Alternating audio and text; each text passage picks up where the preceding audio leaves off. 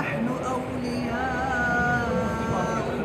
في الحياة الدنيا وفي الآخرة ولكم فيها ما تشتهي أنفسكم ولكم فيها ما تدعون نزلا من غفور رحيم صدق الله العظيم.